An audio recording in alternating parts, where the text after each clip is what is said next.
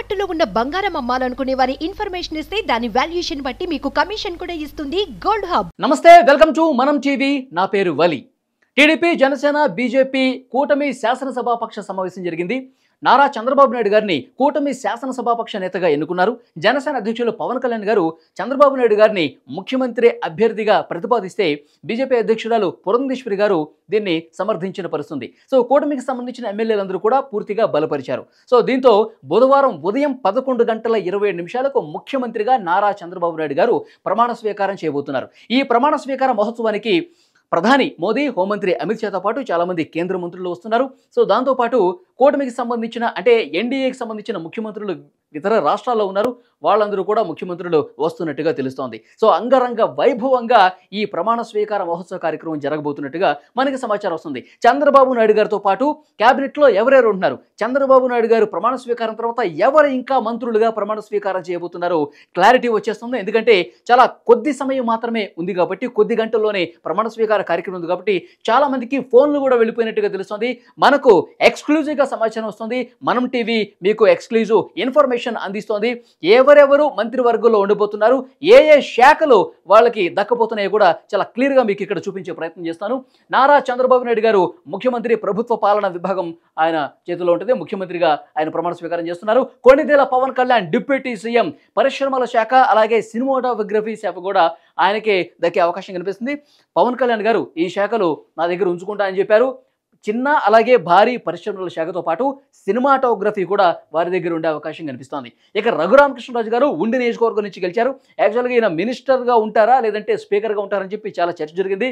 So స్పీకర్గానే Raghuramakrishnaraju గారు ఉండబోతున్నట్టుగా చాలా authentic information మనకు వస్తుంది. ఒకవేళ ఇది మిస్ అయితే కనుక ఆయన క్యాబినెట్లో ఉంటారు. సో లేదంటే కనుక స్పీకర్ క్యాబినెట్లో ఉండే విషయానికి సంబంధించి కూడా చాలా వరకు చర్చ జరిగినట్టుగా తెలుస్తుంది. ముఖ్యంగా కళా వెంకట్రావు పేరు కూడా స్పీకర్ పదవికి సంబంధించి వస్తుంది. సో కళా వెంకట్రావు ఉంటారా, ట్రిపుల్ ఆర్ రఘురామకృష్ణరాజు గారు ఉంటారు అన్నది కూడా కొంత క్లారిటీ రావాల్సిన పరిస్థితి కనిపిస్తుంది. కొంత డైలమా నడుస్తుంది. సో స్పీకర్గా ఆల్మోస్ట్ 90% ట్రిపుల్ ఆర్ పేరే కన్ఫర్మ్ అయినట్టుగా సమాచారం వస్తుంది. మరి ఈ సాయంత్రానికి ఏమన్నా చిన్నపాటి మార్పులను జరుగుతాయో లేదో చూడాల్సిన అవసరం అయితే కనిపిస్తుంది. మరి బొలిశెట్టి శ్రీనివాసరావు డిప్యూటీ స్పీకర్, ఈయన జనసేన ఎమ్మెల్యే, తాడేపల్లిగూడెం నియోజకవర్గానికి సంబంధించి ఈయన డిప్యూటీ స్పీకర్గా ఉండబోతున్నట్టుగా సమాచారం వస్తుంది. కింజరపు అచ్చెన్నాయుడు టెక్కల నియోజకవర్గం, ఆంధ్రప్రదేశ్ ఏపీ అధ్యక్షులుగా ఉన్నారు తెలుగుదేశం పార్టీకి. ఆహార అలాగే పౌర సరఫరాల శాఖకు సంబంధించి ఈ బాధ్యతలు కింజరపు అచ్చెన్నాయుడు నిర్వర్తించే అవకాశం కనిపిస్తుంది. తర్వాత కోన రవికుమార్ పంచాయతీరాజ్ శాఖ ఆయనకి దక్కే అవకాశం ఉన్నట్టుగా సమాచారం వస్తుంది. ఇక బేబీ నాయన తెలుగుదేశం పార్టీ బొబ్బిలి నియోజకవర్గానికి సంబంధించిన ఎమ్మెల్యే, అటవీ శాఖ బేబీ నాయనకు దక్కబోతున్నట్టుగా తెలుస్తోంది. ఇక గంటా శ్రీనివాసరావు భీమిలి నియోజకవర్గం. సో గంటా శ్రీనివాసరావు గతంలో విద్యాశాఖ నిర్వర్తించారు. మళ్ళీ కూడా విద్యాశాఖ వీరి చేతిలోకి రాబోతున్నట్టుగా తెలుస్తోంది. ఇక చింతకాయల అయ్యన్న పాత్రుడు నర్సీపట్నం నియోజకవర్గం కార్మిక శాఖ నిర్వర్తించే అవకాశం ఉన్నట్లుగా మనకి స్పష్టమైన సమాచారం వస్తుంది. ఇక వంగలపూడి అనిత పాయకరావుపేట నియోజకవర్గం, ఎస్సీ నియోజకవర్గం. సో హోంశాఖ వీరికే దక్కబోతుంది. మనం చూసాం గతంలో కూడా ఎస్సీ ఎమ్మెల్యేలకే, మహిళా ఎమ్మెల్యేలకి అందులో కూడా హోంశాఖ ఇచ్చిన పరిస్థితుంది. సో ఈ ప్రభుత్వంలో కూడా మహిళకి, ఎస్సీ మహిళకి పాయకరావుపేట నియోజకవర్గ ఎమ్మెల్యే వంగలపూడి అనితకు హోంశాఖ దక్కే అవకాశం ఉన్నట్టుగా మనకి స్పష్టమైన సమాచారం వస్తుంది. ఇక కొనతాల రామకృష్ణ జనసేన ఎమ్మెల్యే, అనకాపల్లి నియోజకవర్గం న్యాయశాఖ, విద్యుత్ శాఖ, ఈ రెండు శాఖలు కూడా కొనతాల రామకృష్ణకు దక్కే అవకాశం ఉన్నట్టుగా మనకి స్పష్టమైన సమాచారం వస్తుంది. ఇక గోరంట్ల బుచ్చి చౌదరి తెలుగుదేశం పార్టీ సీనియర్ నాయకులైన రాజమండ్రి రూరల్ నియోజకవర్గానికి సంబంధించిన గోరంట్ల బుచ్చి చౌదరి గారికి వ్యవసాయ శాఖ రాబోతున్నట్టుగా మనకి సమాచారం వస్తుంది. ఇక కామినేని శ్రీనివాసరావు గారు బీజేపీ ఎమ్మెల్యే, కైకులూరు నియోజకవర్గానికి సంబంధించిన ఎమ్మెల్యే, ఆరోగ్య శాఖ ఈయనకి దక్కే అవకాశం ఉన్నట్లుగా స్పష్టంగా సమాచారం వస్తుంది. ఇక నిమ్మల రామానాయుడు పాలకొల్లు నియోజకవర్గం సమాచార శాఖ నిమ్మల రామానాయుడికి దక్కే అవకాశం కనిపిస్తుంది. 151 సీట్లతో అద్భుత విజయం సాధించిన వైసీపీ గెలిచినప్పుడు కూడా ఈయన పాలకొల్లులో గెలిచారు నిమ్మల రామానాయుడు గారు. సో ఇప్పుడు మరొకసారి 2024లో గెలిచారు. వీరికి సమాచార శాఖ దక్కుతోంది. ఇక బోండా ఉమామహేశ్వరరావు విజయవాడ సెంట్రల్ నియోజకవర్గం నుంచి గెలిచారు. నీటిపారుదల శాఖ బోండా ఉమకి రాబోయే అవకాశం చాలా స్పష్టంగా కనిపిస్తుంది. చాలా మంది ఇప్పుడు నేను ఏవైతే పేర్లు చదువుతున్నానో శాఖలతో సహా, సో ఆల్రెడీ ఆల్మోస్ట్ చాలా వరకు పేర్లు వాళ్ళు కన్ఫర్మ్ అయిపోయి ఫోన్లు కూడా వాళ్ళకి వెళ్ళినట్టుగా తెలుస్తుంది. రేపు ప్రమాణ స్వీకార మహోత్సవానికి 11:20 జరుగుతుంది. రావాల్సిందిగా చాలా మందికి ఫోన్లు కూడా ఈ పాటికి వెళ్ళిపోయిన సమాచారం మనకు వస్తుంది. వెరిగండ్ల రాము గుడివాడ నియోజకవర్గం కొడాలి నానిని ఓడించారు. వారికి యువత క్రీడా శాఖ దక్కే అవకాశం ఉన్నట్టుగా మనకు సమాచారం వస్తుంది.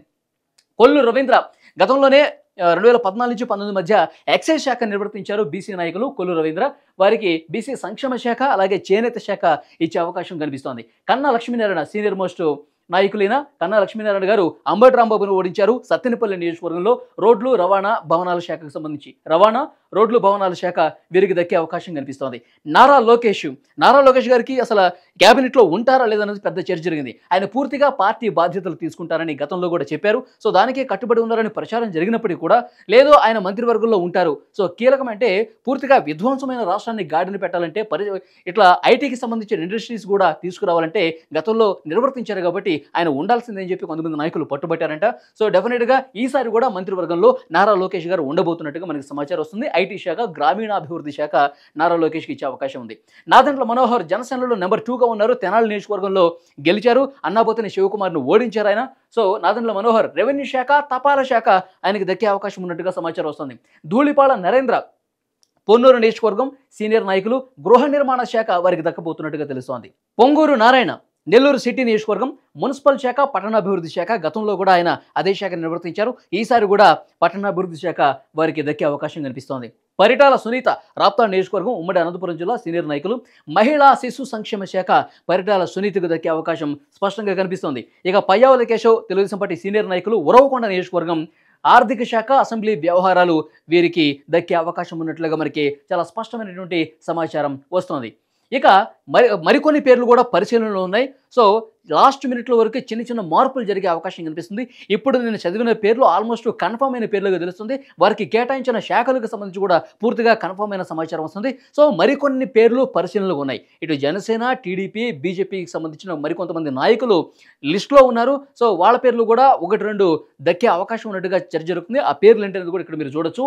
సుజనా చౌదరి భారతీయ జనతా పార్టీ సంబంధించిన ఎమ్మెల్యే, విజయవాడ వెస్ట్లో ఆయన గెలిచారు. సో చంద్రబాబు నాయుడు గారికి వారికి దగ్గరగా ఉన్నటువంటి సుజనా చౌదరి గారికి కూడా క్యాబినెట్లో చోటు దక్కొచ్చని ప్రచారం జరుగుతుంది. సో చూడాలి ఏం జరుగుతుందో. కోటమిరెడ్డి శ్రీధర్ రెడ్డి వైసీపీ నుంచి తెలుగుదేశం పార్టీలో జాయిన్ అయ్యారు. నెల్లూరు రూరల్ నియోజకవర్గం నుంచి ఈయన గెలిచిన పరిస్థితుంది. సో వీరికి కూడా ఛాన్స్ ఉండొచ్చు. ఎందుకంటే యువతకు ఎక్కువ అవకాశాలు కల్పించాలి, బాగా ఎనర్జీ ఉన్నటువంటి యంగ్స్టర్స్ని మంత్రివర్గంలోకి తీసుకోవాలన్న ఆలోచన కూడా ఉంది. కాబట్టి కోటమిరెడ్డి శ్రీధర్ రెడ్డి గారు కూడా క్యాబినెట్లోకి వచ్చే అవకాశం ఉందని ఒక చర్చ అయితే ఉంది. నక్కా ఆనందబాబు గతంలో కూడా మినిస్టర్గా పనిచేశారు. వేమూరు నియోజకవర్గం నుంచి గెలిచారు. సో నక్కా ఆనందబాబు గారు కూడా క్యాబినెట్లో ఉండొచ్చు, అంటే పరిశీలిస్తున్నారు. ఇంకా దామచర్ల జనార్దన్ రావు బాలినేని శ్రీనివాసరెడ్డిని ఓడించారు. ఒంగోలు నియోజకవర్గంలో గెలిచారు తెలుగుదేశం పార్టీ నాయకులు దామచర్ల జనార్దన్ రావు. సో వీరి పేరు కూడా చర్చకు వస్తూ ఉంది.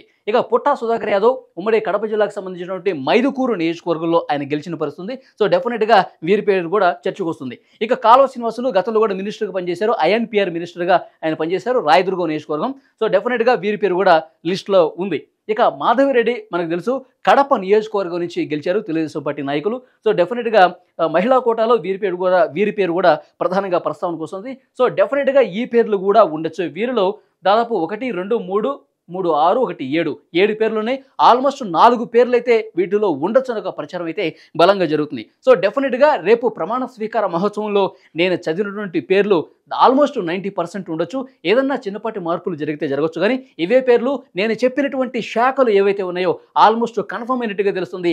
చాలామందికి ఇప్పటికి ఫోన్లు కూడా వెళ్ళిపోయినాయి. ముఖ్యంగా రేపు ప్రమాణ స్వీకార మహోత్సవంలో మీరు కూడా ప్రమాణం చేయాల్సిన పరిస్థితి ఉంటుంది. ఆయా శాఖలకు సంబంధించి కూడా ఇన్ఫర్మేషన్ ఇచ్చేసినట్టుగా తెలుస్తుంది. సో చూద్దాం, ఈ పేర్లు ఆల్మోస్ట్ కన్ఫర్మ్ అయిన సమాచారం అయితే మనకు వస్తోంది.